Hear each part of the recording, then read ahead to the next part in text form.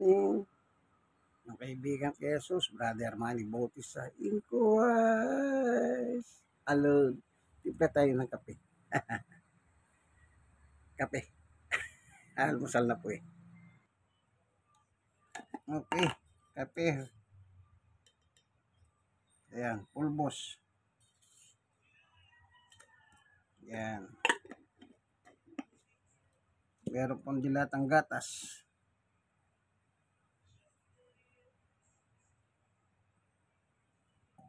Kopya.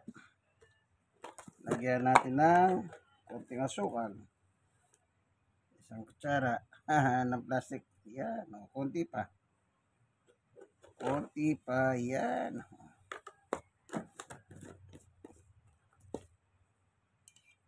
Yan. Tubig na lang ang kulang.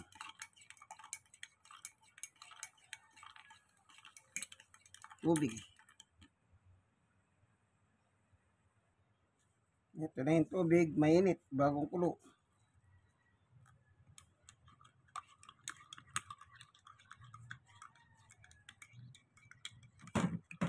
Tatakulo muna po ako ng tubig, oh. Sinalang ko sa super kalan. Ayun.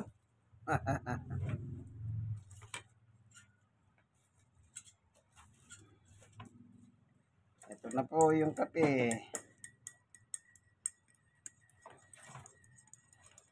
Saan ang lakad? Kainan? Ha? Kainan ang lakad nyo? Oo, birthday ni Bema. Birthday na naman. Ito na po yung kape na aking almusalin. See?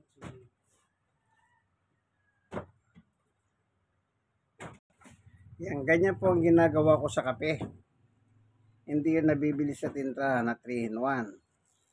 Ganito. Nakita nyo, no? Diba? Ito. Oh.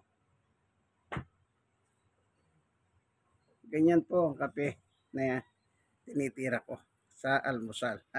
Okay? Maraming salamat po, Panginoon Diyos, sa bigay mong almusal sa amin. Ito yung pan. Meron pa ako tirang magkaparis kapon. Tutuloy ko na po. Tcharan! Yan. Tapos, meron tayong ilalagay na palaman. Wala na, konti na lang.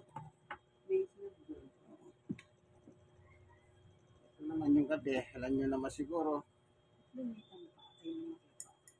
Tinitiblang ko. Nakita nyo tinitiblang ko.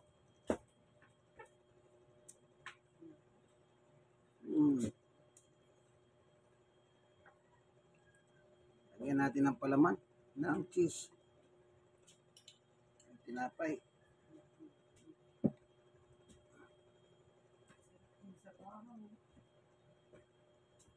Wala sa lupo, kaya isa pala ako ng suso.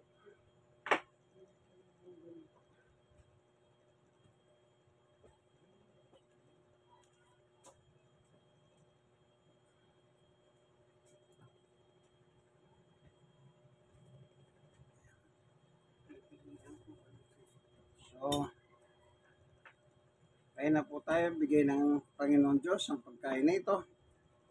Kasi sa Kanya po talaga nagmumula ang lahat ng kinakain ng tao sa buong mundo. Ayon sa Mateo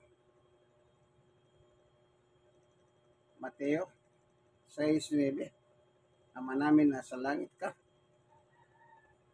In verse 11, bigyan mo kami ng aming kakanin araw-araw. Sabi ng Panginoong Yesus. So, tinuro niya sa atin, ang lahat ng kinakain po natin ay silang pinagmulan. Ang Diyos na may gawa ng langit at lupa. Wala na pong iba, kaibigan. In Christ alone. Sige, hanggang dito na lamang po, no? Like, share. Kayong mga na-share, share nyo po sa iba. God bless us all po. Bye-bye. Bye-bye. Mangantana, Kaluguran, Kapampangan, Megenyabe. Okay.